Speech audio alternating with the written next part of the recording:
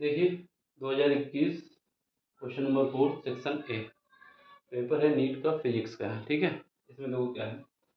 इसमें एक कैपेसिटर है जिसका कैपेसिटेंस कितना है, सी है। ये कहाँ पे कनेक्ट किया गया है, एक एसी सोर्स में कनेक्ट किया गया है। उसका जो वोल्टेज है वो दिया गया है वी है। ठीक है, और ये जो वोल्टेज दिया गया है ये हमारे पास इक्वेशन के रूप में दिया गया है। ठीक, v is equal to V naught sine omega T. अब आपसे पूछ रहा है कि डिस्प्लेसमेंट करंट कितनी होगी प्लेटों के बीच, जो प्लेट कैपेसिटर में लगी हैं उसमें डिस्प्लेसमेंट करंट कितनी होगी ये हमें बताना है। ठीक, तो यहाँ पर डिस्प्लेसमेंट करंट बतानी है। कहीं पर भी अगर कैपेसिटर दिया होता है और कैपेसिटर को अगर हम वोल्टेज से मल्टीप्लाई कर दें तो हमारे पास क्या निकल आता है, चार्ज निकल आता है। किसी भी कैपेसिटर में कहानी कुछ ऐसी है, जैसे कैपेसिटर लगा है, यहाँ पर एक एसी वोल्टेज लगा हुआ है।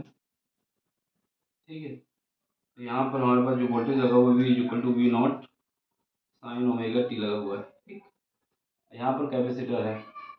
अब इसमें हमें डिस्प्लेसमेंट करंट पूछी जा रही है। तो हमारे पास चार्ज क्या होता है, चार्ज इक्वल टू होता है कैपेसिटर और उसके वोल्टेज से मल्टीप्लाई कर दिया जाए तो मिल जाता है। लेकिन एक बात ये पता होना चाहिए कि अगर हमें कहीं पर करंट निकालनी है तो कैपेसिटर को अगर चार्ज को अगर टाइम के रिस्पेक्ट में डिफ्रेंशिएट कर दिया जाए तो वो हमारे पास करंट हो जाता है। समझ गए, अगर हमारे पास करंट हमको निकालनी है तो जो हमारे पास चार्ज दिया गया है उस चार्ज को टाइम के रिस्पेक्ट में डिफ्रेंशिएट कर दें तो हमारे पास करंट हो जाती है। यही करंट हमसे पूछी जा रही है, इसी करंट को डिस्प्लेसमेंट करंट कहते हैं। ठीक है, तो यहाँ पर देखो क्या करोगे, इसको हम डिफ्रेंशिएट कर देंगे। यहाँ पर जो इक्वेशन है क्यू इज इक्वल टू क्या आ जाएगा, सी। सी हमारे पास कैपेसिटर है जो कि कांस्टेंट रहेगा, कैपेसिटेंस है। और वी की वैल्यू दी गई है V naught sine omega T. ठीक है, अब इसको हमें डिफ्रेंशिएट करना है टी के रिस्पेक्ट में, तो ये हो जाएगा D Q by D T is equal to, यहाँ पर वी नॉट और सी कांस्टेंट है, इसको एक साथ ले लो, वी नॉट और सी अलग ले लिया।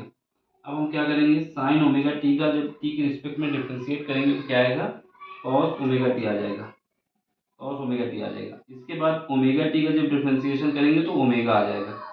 और ये हमने बताया अभी क्या होता है, डिस्प्लेसमेंट करंट होता है। इसको आई टी से लिख दें क्योंकि इसमें सारे ऑप्शन में आई टी दिया हुआ है, डिस्प्लेसमेंट करंट है। ये हो जाएगा, ये हमारे पास वी नॉट है, ये ओमेगा आगे लगा दो, यहाँ पर वी नॉट सी ओमेगा, या तो हम ऐसे कर सकते हैं या फिर ऑप्शन के हिसाब से एडजस्ट कर देते हैं।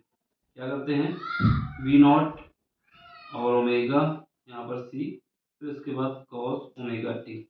तो ये हमारे पास ऑप्शन किस में है देख लो, ज़्यादा कुछ नहीं है, पहला ही ऑप्शन सही है। ठीक, सिंपल सा क्वेश्चन है। बस हमें कॉन्सेप्ट पता होना चाहिए था कि जो हमारे पास करंट होती है वो करंट कैसे निकालेंगे जब हमें चार्ज दिया हो। चार्ज अगर दिया हुआ है तो चार्ज को टी के रिस्पेक्ट में डिफ्रेंशिएट कर देना है। तो यहाँ पर जब करोगे तो सी तो कांस्टेंट है और वी नॉट भी कांस्टेंट है, ये पार्ट केवल हमारे पास वेरिएबल है टी के रिस्पेक्ट में। इसको डिफ्रेंशिएट करोगे क्योंकि D Y by D X करते हैं, अगर साइन एक्स होता है, साइन एक्स का D Y by D X करते हैं तो क्या आता है, कॉस एक्स आता है। लेकिन यहाँ पर ओमेगा टी भी दिया हुआ है तो ये ओमेगा आ जाएगा, जब इसका करोगे तो ओमेगा आ जाएगा। ठीक, तो ऑप्शन पहला आ जाएगा। चलो मिलते हैं अगले लेक्चर में, अगले क्वेश्चन में।